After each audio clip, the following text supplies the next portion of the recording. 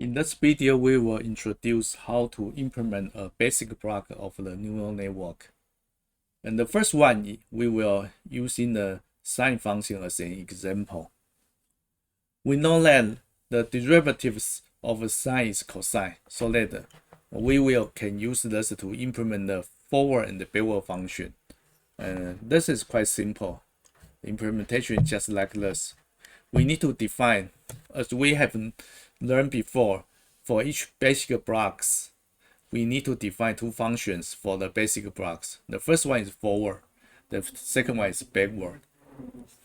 In the forward function, we will implement the function itself. In here, since we are implementing the sine function, so we're using the np.sine to process the input data x and produce a y, and then we return the y back to the coder.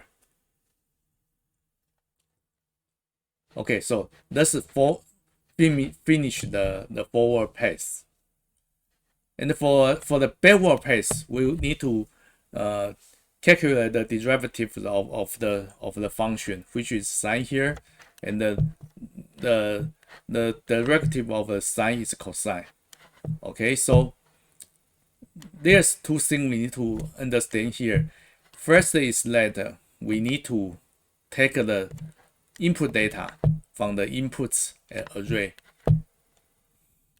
And for here, since the sine has only one argument, so we get the input 0, and the data will be the value of the first input variable. So the x is actually a value already. So we pass this value into the np.cosine function, and this is the derivative of this function block. Then we need to modify it with the upstream gradients from its output variable.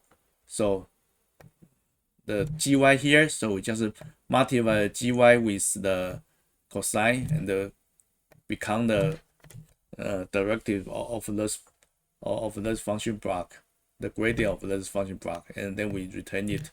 So let's finish the backward path. So for each backward path, we need to calculate the derivatives of the function itself, and then multiply this result with the upstream gradients, and then return this gradient to the coder. And typically, we will implement a convenient function like this, which just create an instance of the function and then pass the input into this function. Okay, so for the people who use this function, we can just using the sine of x here. Okay.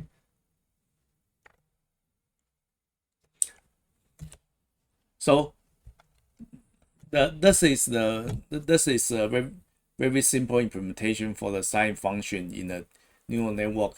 Actually, this can be used to construct the computational graph already. And we need to do the same thing for every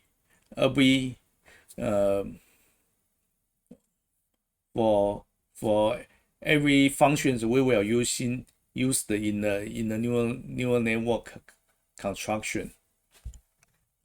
So the next one is the add function. Actually, we have discussed the add function before, but for now we will discuss how to implement the derivatives of the add function. So for the derivative of the add function is that we can check the formula here. For the partial L of partial x, which is the loss function against the input function x here.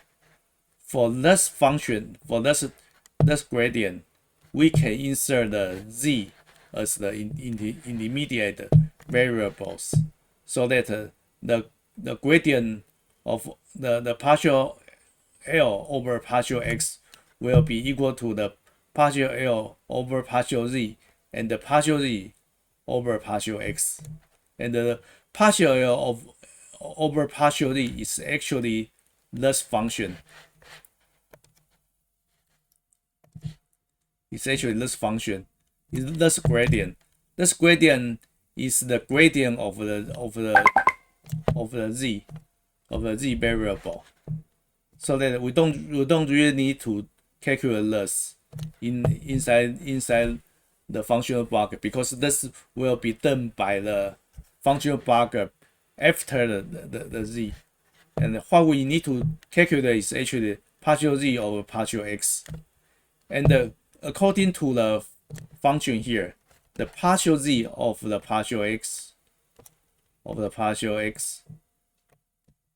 is actually partial z of partial y. This is 0, and partial x over partial x will be 1 here.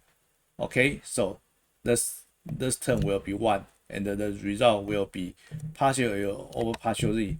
And the same thing for the partial L over partial y is partial L over partial z as well. So it means that if we have a gradient in the z, the gradient will flow back to all of the input variables for the add function. So that the gradient of x and the gradient of y will the same as the gradient of the z. Okay, so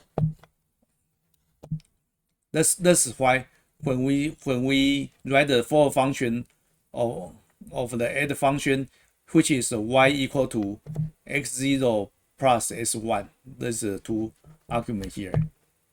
And then the backward function is actually we will broadcast the gradient of z here back to all input variables.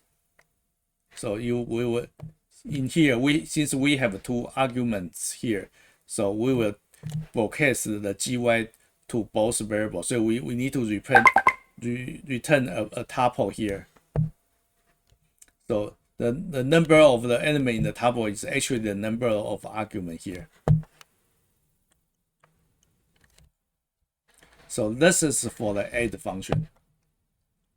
And for the multiplication, the formula is like this. The z is the multiply between the x and the y,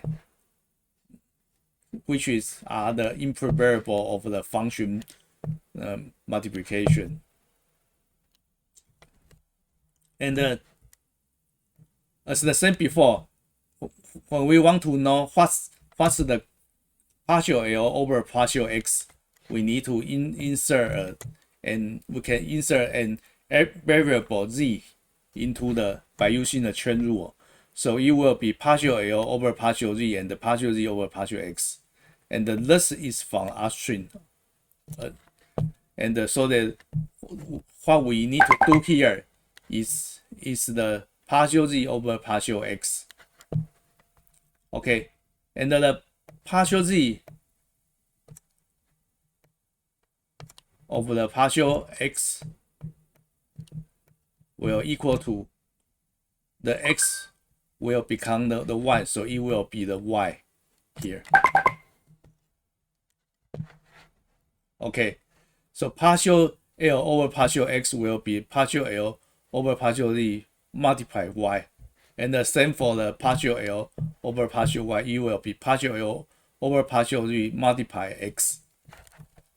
Okay, so for the multiplication function, the gradient of the z will flow to both variables, but with a factor of the other variable. For example, the gradient of x is the gradient of z multiply the value of y. And the gradient of y is partial L over partial z, which is the gradient of variable z, and multiply the other variable, which is x. So you will like this way. So let's check the implementation. So the NUL will be in the forward pass is the x0 multiply x1. So and return the y. But for the backward, first of all, we need to take the value of the x and the y, which will be done in the forward pass. Okay, so we get the input 0, which is x0, and the input 1, which is x1 here, and then we need to return two gradients, which is for x and y, as thus. So for the gradient of the